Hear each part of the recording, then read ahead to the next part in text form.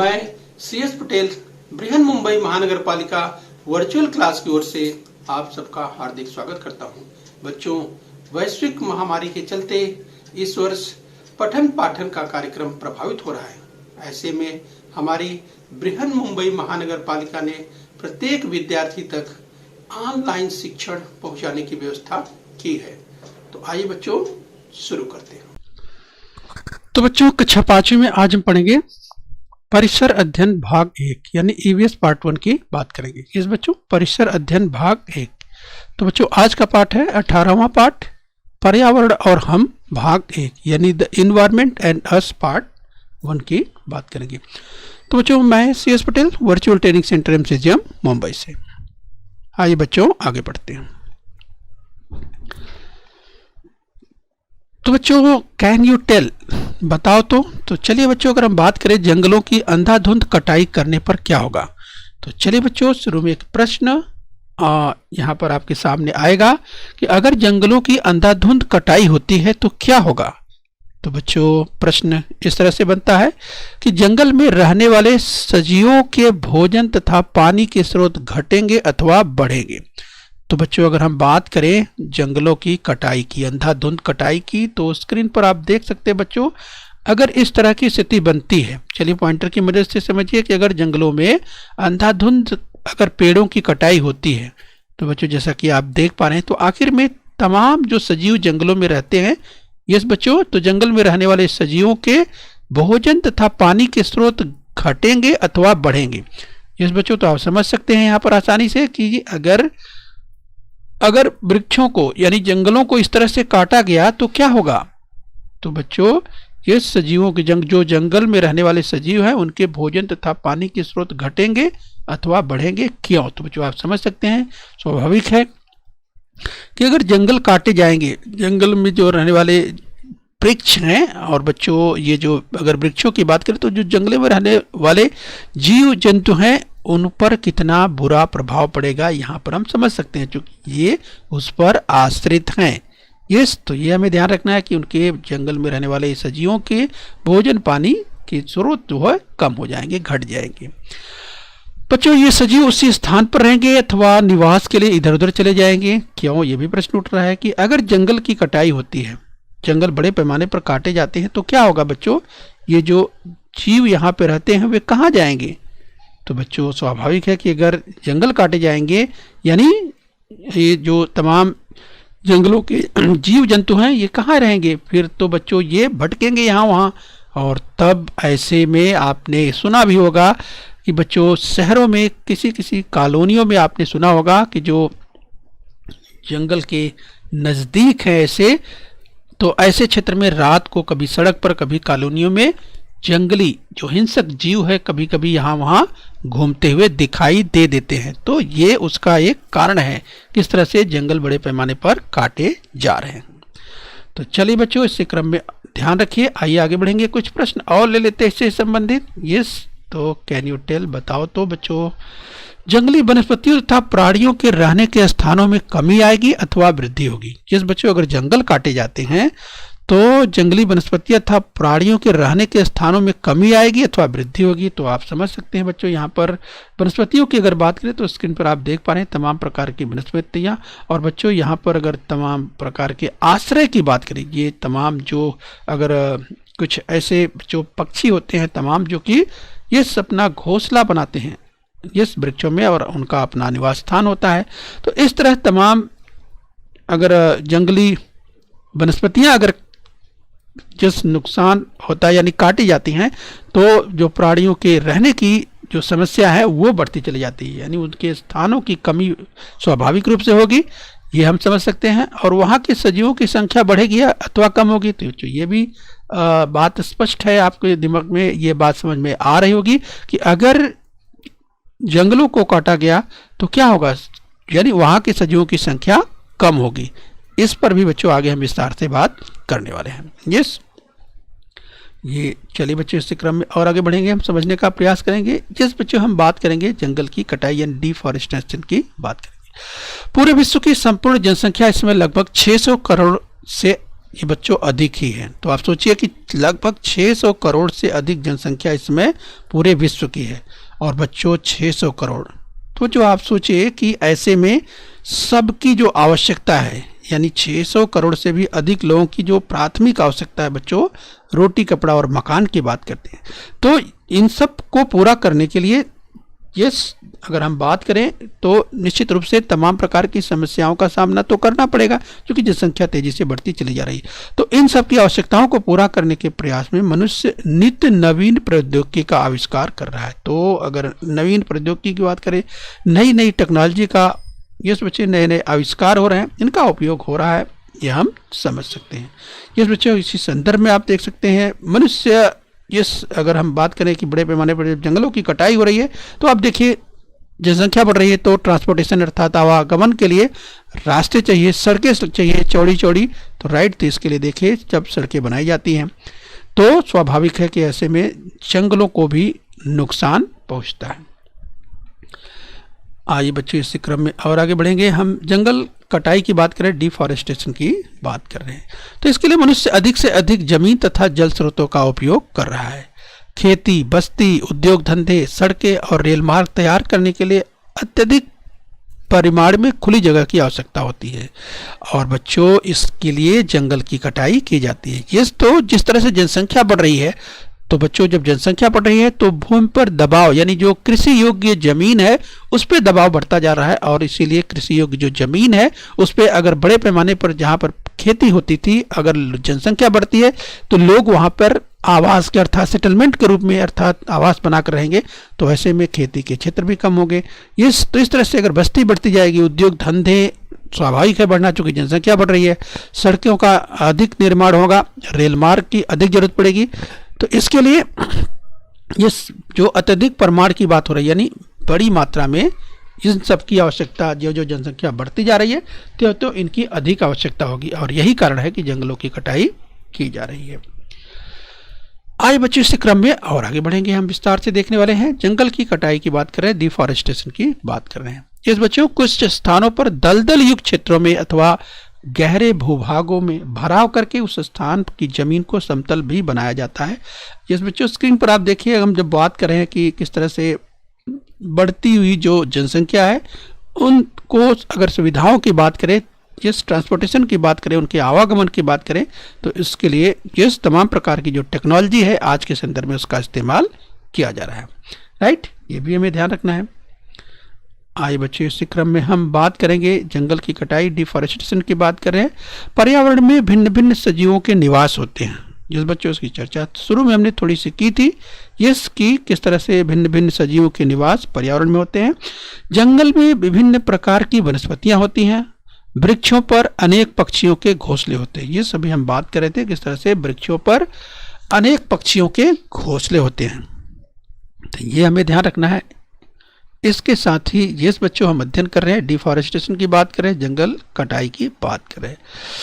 भालू, हिरण, बंदर, हाथी तथा बाघ जैसे प्राणी जंगलों में रहते हैं, अर्थात घने जंगलों में अनेक प्राणियों के निवास होते हैं।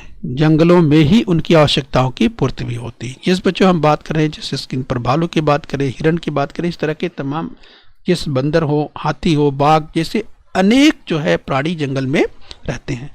और बच्चों घने जंगल में जब प्राणी निवास करते हैं तो उनकी तमाम आवश्यकताओं की पूर्ति भी वहाँ होती है। जंगलों की कमी होने पर अगर जंगल काटे जाएंगे तो क्या होगा बच्चों?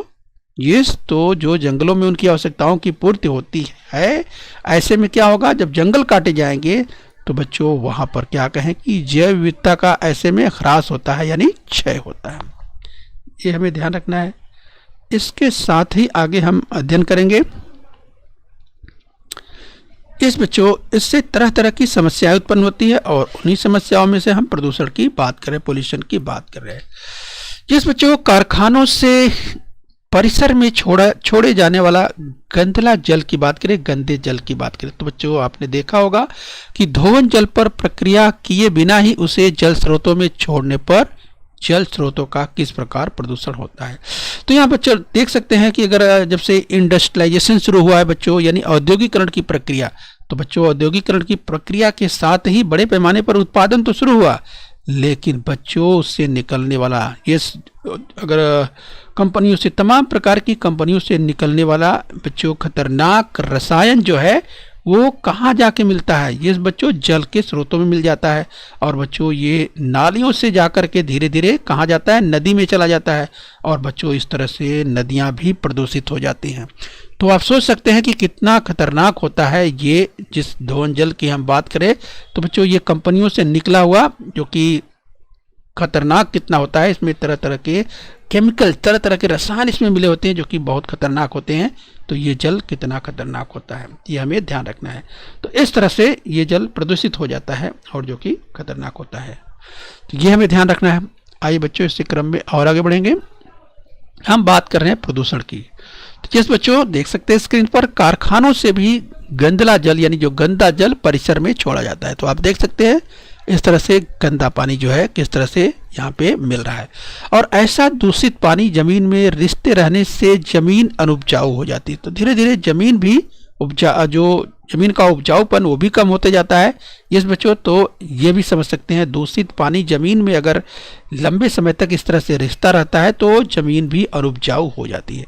तो बच्चों आप समझ सकते हैं कि कारखानों से जल स्रोत में छोड़ा जाने वाला गंदला जल यानी गंदा जल जो है यहाँ पर स्क्रीन पर आप देख सकते हैं कितना खतरनाक होता है। आइए बच्चों इसी क्रम में और आगे बढ़ेंगे। हम पोल्यूशन की बात कर रहे हैं, प्रदूषण की बात कर रहे हैं। तो यहाँ भी आप देख सकते हैं बच्चों किस तरीके से प्रदूषण आपको दिखाई दे रहा है। खेती के लिए अधिक मात्रा में रासायनिक खादों और कीटनाशकों का उपयोग किया जाता है। तो बच्चों अगर आजकल की बात करें, ये बड़े पैमाने पर जो एग्रीकल्चर की बात करें, तमाम प्रकार की फसलों में बड़े पैमाने पर फर्टिलाइजर्स जो रासायनिक खाद है बच्चों, जैसे अगर बात करें डाई, यूरिया, पोटाश जैसे जो रासायनिक खाद हैं, केमिकल फर्टिलाइजर्स जिसे कहा जाता है, उनका उपयोग बड़ी मात्रा में जिस बच्चों किसान करते हैं अगर अपने प्रोडक्शन अर्थात अधिक उत्पादन के लिए। तो ऐसे में क्या होता है, ऐसे में जब अधिक फर्टिलाइजर अर्थात जो केमिकल फर्टिलाइजर का उपयोग अगर अधिक होता है रासायनिक खादों का, तो बच्चों ये इसके बाद धीरे धीरे उसका दूरगामी परिणाम होता है। और बच्चों धीरे धीरे उस जमीन की जो उर्वरकता होती है यस बच्चों वो तो कम होती ही है, इसके साथ ही वहां से निकलने वाला जो जल है वो भी प्रभावित करता है इस बच्चों, तो वो भी दूषित हो जाता है। और बच्चों परिणाम यहाँ पर आप देख सकते हैं कि किस तरह से धीरे धीरे लंबे समय में अगर देखें तो जो उपजाऊ जमीन है वो किस तरह से वो अनुपजाऊ होने लगती है। तो इस तरह से नुकसान यहाँ समझ सकते हैं।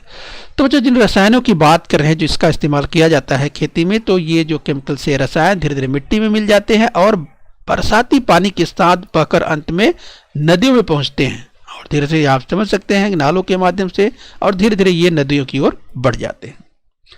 तो ये भी हमें ध्यान रखना है कितना खतरनाक होता है। बच्चों हम बात कर रहे हैं पोल्यूशन की यानी प्रदूषण की बात कर रहे हैं। तो चलिए बच्चों कुछ चित्र हम और दिखाते हैं। प्रदूषण की जब बात करें, इन सब कारणों से पानी तथा मिट्टी का सतत प्रदूषण होता रहता है।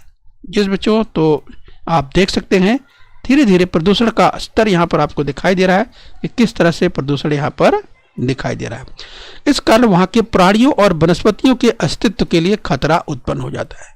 फलतः सजीवों की संख्या कम होने लगती है और अंततः वहाँ के बहुत से सजीव विलुप्त हो जाते हैं। राइट, तो इस तरह से अगर प्रदूषण बढ़ता रहा धीरे धीरे तो क्या होता है बच्चों, अधिक नुकसान होता है तमाम प्रकार के सजीवों का। आइए इसी संदर्भ में हम और आगे चर्चा करेंगे।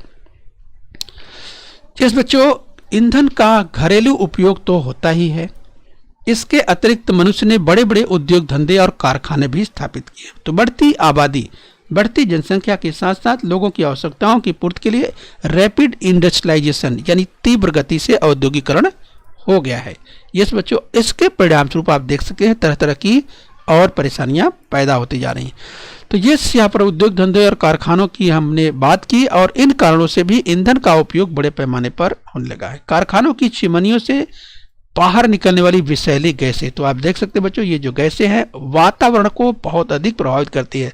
इससे वातावरण बहुत दूषित होता है, ये हमें ध्यान रखना है। इसीलिए ध्यान रखिए जहाँ पर अगर बड़े बड़े तमाम मात्रा में यानी अधिक मात्रा में जहाँ पर इस तरह की कंपनियां हैं जो कि उनकी चिमनियां हालांकि ऊंची की जाती है लेकिन इसके बावजूद भी वे वातावरण को प्रदूषित करते हैं। ये स्क्रीन पर आप देख पा रहे हैं। इससे तरह तरह की समस्याएं उत्पन्न होती है। देख सकते हैं यहाँ पर सांस लेने की समस्या उत्पन्न हो जाती है, क्योंकि हवा जो है, जिस ऑक्सीजन का हम उपयोग करते हैं बच्चों, उसमें जहरीली गैस अगर हो जाती है तो सांस लेने में प्रॉब्लम हो जाती है, समस्या उत्पन्न होने लगती है।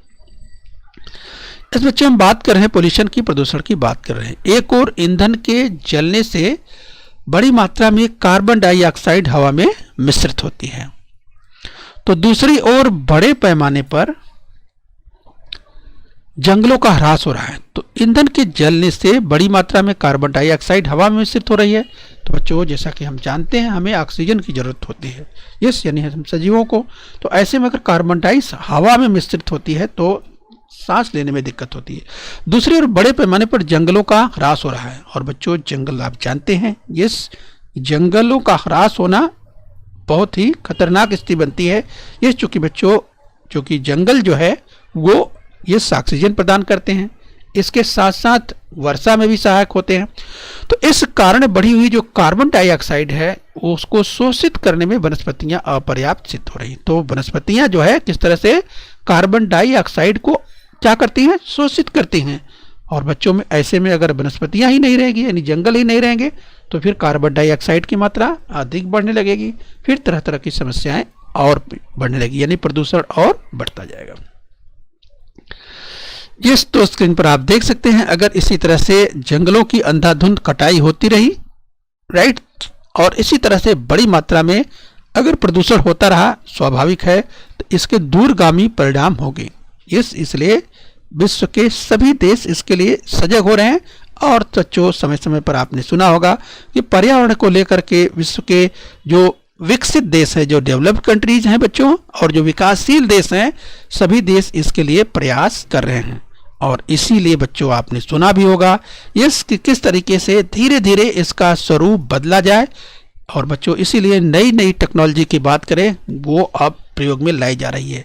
बच्चों, यहाँ पर उदाहरण हम देना चाहेंगे कि यही कारण है कि जैसे बड़ी मात्रा में जो ट्रांसपोर्टेशन की अगर बात करें बच्चों, आवागमन के लिए जहाँ बड़ी मात्रा में डीजल और पेट्रोल से चलने वाली गाड़ियों की अगर बात करें, इस पूरी दुनिया में अब उसको धीरे धीरे हटाया जा रहा है और उसकी जगह पर इलेक्ट्रिक वैन, यानी बच्चों अगर बात करें तो यस, उसे लाया जा रहा है, जिससे प्रदूषण बिल्कुल कम किया जा सकेगा, राइट। तो चलिए, ये शुरुआत चल रही है और निश्चित रूप से ये इसके अच्छे परिणाम होने वाले हैं। तो चलिए बच्चों, हम चर्चा के दौरान इसी संदर्भ में और आगे बढ़ लेते हैं। हम बात कर रहे हैं बच्चों पोल्यूशन की बात करें, यानी प्रदूषण की बात करें। तो यस बच्चों, उसका परिणाम क्या होगा? यस, हवा में कार्बन डाइऑक्साइड की मात्रा निरंतर बढ़ रही है। वातावरण में कार्बन डाइऑक्साइड की मात्रा बढ़ने पर क्या होगा बच्चों? तापमान बढ़ेगा। तो यहाँ पर ग्लोबल वार्मिंग की स्थिति उत्पन्न हो जा रही है। यहाँ पर आप देख सकते हैं पूरी दुनिया का जो है यहाँ पर टेम्परेचर इंक्रीज आप देख रहे हैं बच्चों, पूरी दुनिया में जो है तापमान बढ़ता चला जा रहा है। तो बच्चों, अगर पूरी पृथ्वी गर्म होगी, तापमान अधिक होगा, तो क्या होगा बच्चों? आपको मालूम है यस बच्चों, अगर हम बात करें बच्चों, यस आपको याद होगा बच्चों, अगर ग्लेशियर की बात करें, बड़े बड़े हिमनद जो कि यस बच्चों, चाहे साउथ पोल की बात करें, यस बच्चों, अंटार्कटिका में बहुत बड़े तमाम ग्लेशियर हैं बच्चों, हिमनद की अगर बात करें, या यस बच्चों अगर हम बात करें तो बहुत यानी ऊंचाई की बात करें, यानी ये 6000 मीटर से भी अधिक ऊंचाई पर जो क्षेत्र हैं जहाँ पर बर्फ जमती है, पर्वतीय क्षेत्रों की बात कर रहे हैं, माउंट जो पर्वत शिखर है, जैसे इस बच्चों बात करें हिमालय की बात करें, इस तरह के विश्व में और भी तमाम ऐसे पर्वतीय क्षेत्र है जहां पर बर्फ जमी रहती है। तो बच्चों, अगर ये बर्फ पिघलेगी तो अगर तापमान बढ़ेगा, जिस बच्चों तापमान बढ़ेगा तो क्या होगा? तो ऐसे में जब बर्फ पिघलेगी तो क्या होगा? ऐसे में जो समुद्र के जल स्तर के बढ़ने का खतरा हो जाएगा। और ऐसे में बच्चों, अगर समुद्र का जल स्तर बढ़ा तो समुद्र के किनारे बड़े बड़े शहर हैं बच्चों, उन शहरों की स्थिति क्या होगी? बहुत ही भयावह हो जाएगी। इसलिए सबको सजग रहना है और पर्यावरण को प्रदूषण से बचाने के लिए वैश्विक स्तर पर जो प्रयास हो रहा है, इसके लिए सबको सहयोग देने की आवश्यकता है, राइट। तो चलिए, तापमान में हो रही इस प्रकार की वृद्धि विश्व के सभी भागों में दिखाई दे रही है। इस बच्चों, ग्लोबल वार्मिंग हमें ध्यान रखना है, पूरी दुनिया में किस तरह से वैश्विक तापमान में वृद्धि हो रही है। आज बच्चों इसी क्रम में और आगे बढ़ेंगे। तो चलिए बच्चों, हम बात कर रहे हैं प्रदूषण की, पोल्यूशन की बात कर रहे हैं। इसके अतिरिक्त ईंधनों के जलने से कुछ विषैली गैसें तथा बड़े पैमाने पर धुआं भी पैदा होता है। तो आप समझ सकते हैं बच्चों, या ईंधन अगर जलाए जाते हैं तो उससे तमाम प्रकार की विषैली गैस निकलती है और इससे धुआं भी पैदा होता है।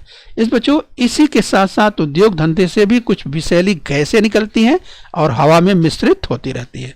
इन कारणों से बड़े पैमाने पर हवा का प्रदूषण होता रहता है। तो बच्चों, जो पर्यावरण प्रदूषण की बात कर रहे हैं, पर्यावरण इसीलिए पर्यावरण जो है वो प्रदूषित होता रहता है। तो इसे रोकने की जरूरत है, ये हमें ध्यान रखना है। पर्यावरण को संतुलित बनाए रखने की आवश्यकता, the need to maintain environmental balance. तो चलिए हम बात करेंगे बच्चों, पर्यावरण को संतुलित बनाए रखने की आवश्यकता है। प्रकृति में मानवीय अतिक्रमण के कारण हवा, पानी, जमीन जैसे सभी घटकों में भारी परिवर्तन हो रहा है। राइट, तो बड़े पैमाने पर समझ सकते हैं कि किस तरह से अतिक्रमण हो रहा है।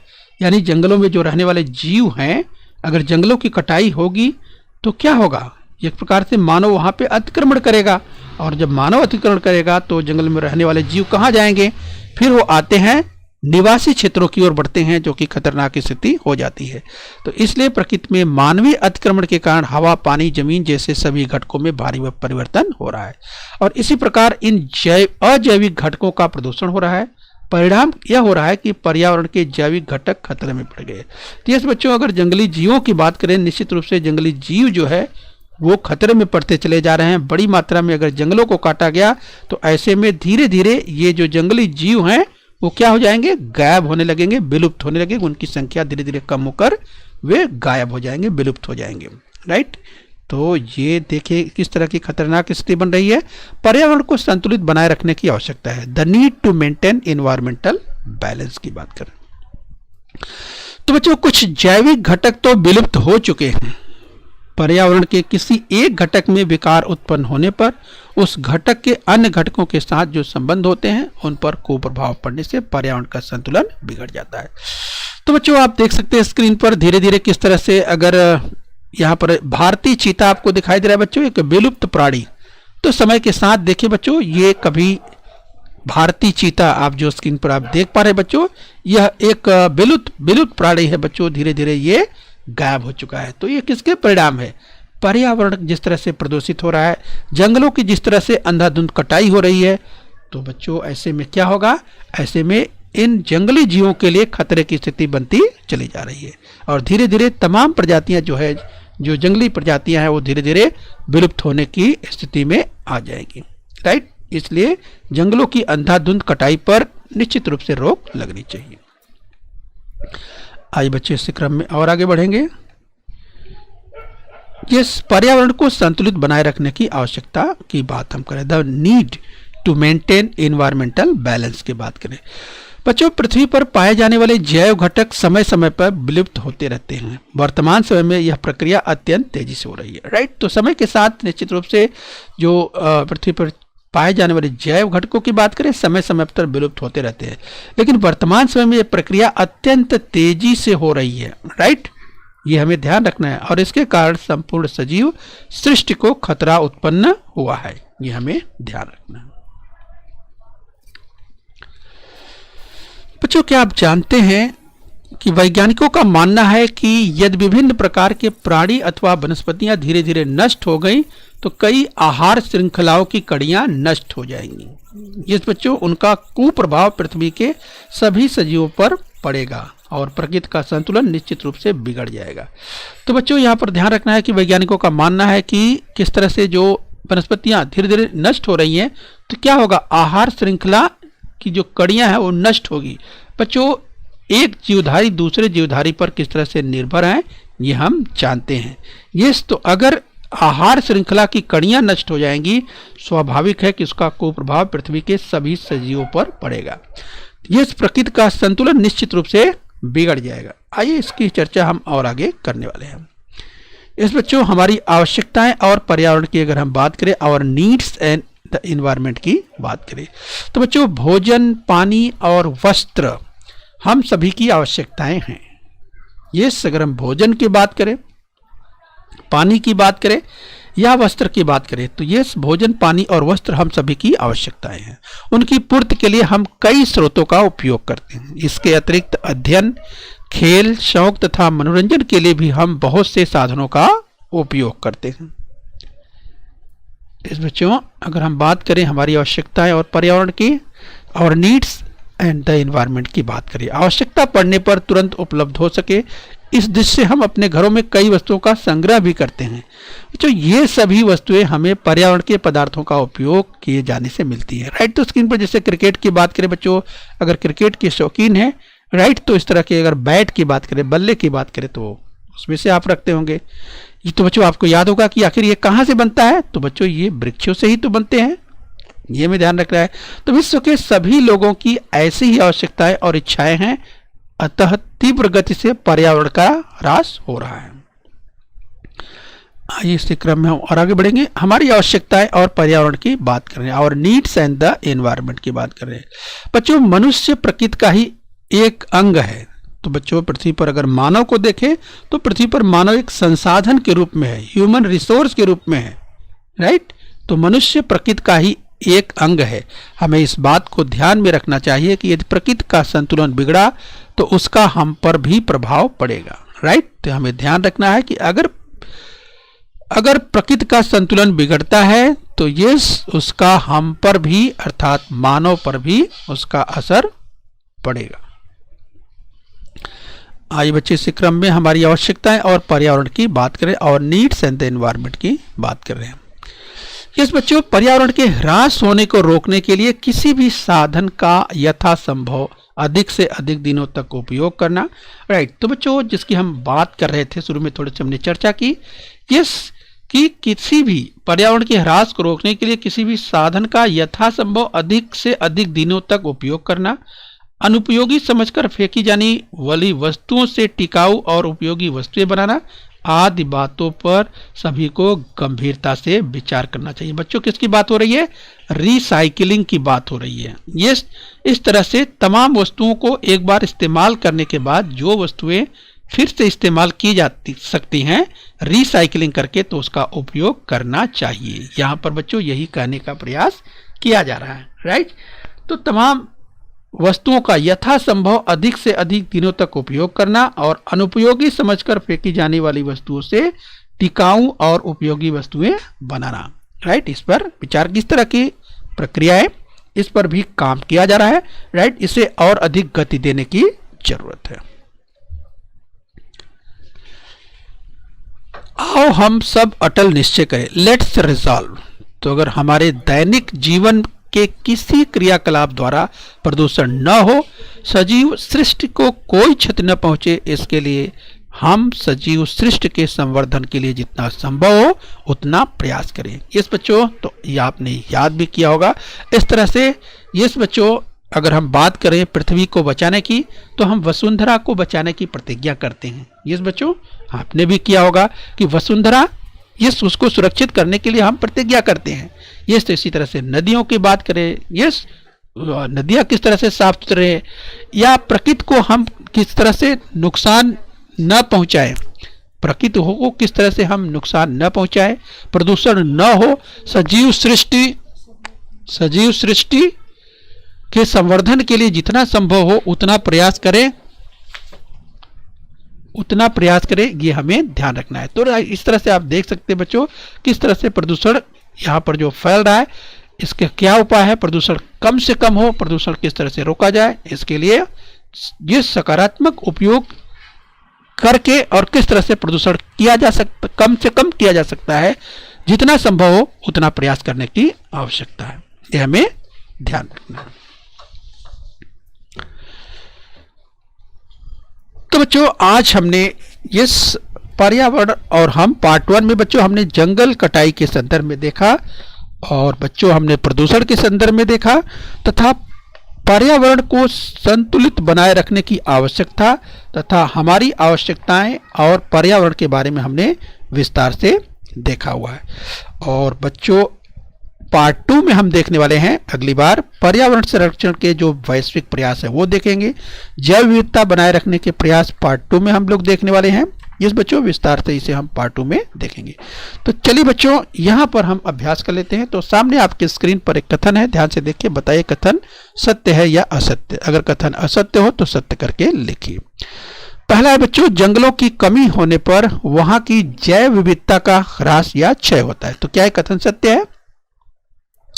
याद कीजिए बच्चों, जंगलों की कमी होने पर वहां की जैव विविधता का ह्रास होता है यानी क्षय होता है। तो बच्चों इसकी चर्चा हमने किया था, आपको याद आ गया होगा कि ये कथन बिल्कुल सत्य है। बच्चों आगे बढ़ेंगे, अगला कथन देखते हैं। तो चलिए दूसरा कथन देखिए, पानी तथा मिट्टी का सतत प्रदूषण होता रहता है, इस कारण वहां के प्राणियों और वनस्पतियों के अस्तित्व के लिए खतरा उत्पन्न हो जाता है। याद कीजिए बच्चों, इसकी भी चर्चा हमने की थी। तो क्या ये कथन सत्य है? तो चलिए अपना उत्तर टैली कीजिए। यस बच्चों, ये कथन बिल्कुल सत्य है। आइए इस क्रम में और आगे बढ़ते हैं। तो चलिए बच्चों, ये अंतिम कथन है, ध्यान से देखिए। पूरे विश्व की संपूर्ण जनसंख्या इस समय लगभग 200 करोड़ है। याद कीजिए बच्चों, पूरे विश्व की जनसंख्या इस समय लगभग 200 करोड़ कहा जा रहा है। तो क्या ये कथन सत्य है? पूरे विश्व की जनसंख्या इस समय लगभग 200 करोड़ है। तो मुझे लगता है तमाम बच्चों को याद आ गया होगा कि ये कथन सत्य है या असत्य। तो चलिए, तमाम बच्चों ने उत्तर दे दिया होगा, तो अपना उत्तर टैली कीजिए। तो बच्चों ये कथन असत्य है। तो बच्चों यहाँ लिखा है, अगर कथन असत्य हो तो उसे सत्य करके यानी सुधार के उसे लिखना है, राइट। तो यानी इसका मतलब पूरे विश्व की संपूर्ण जो जनसंख्या है वो 200 करोड़ नहीं तो कितना है बच्चों, आपको याद होगा। तो चलिए इसे सही कर लीजिए, सुधार कर लीजिए। पूरे विश्व की संपूर्ण जनसंख्या इस समय लगभग 600 करोड़, राइट। तो यहाँ ध्यान रखिए बच्चों, पूरे विश्व की इस समय जनसंख्या लगभग 600 करोड़ यानी 600 करोड़ से अधिक ही है, ये हमें ध्यान रखना है। ओके बच्चों, तो हम उम्मीद करते हैं बच्चों आपने यहाँ तक समझ लिया है। आगे हम फिर मिलेंगे। और बच्चों अपने स्वास्थ्य का ध्यान रखिए। बृहन मुंबई महानगर पालिका के चैनल को सब्सक्राइब कर लीजिए। ओके बच्चों। बृहन मुंबई महानगर पालिका के इस चैनल को सब्सक्राइब कर लीजिए और बेल आइकन प्रेस कर लीजिए। तो बच्चों हम उम्मीद करते हैं यहाँ तक आपने समझ लिया है। आगे फिर मिलेंगे। आज के लिए इतना ही। Thank you very much.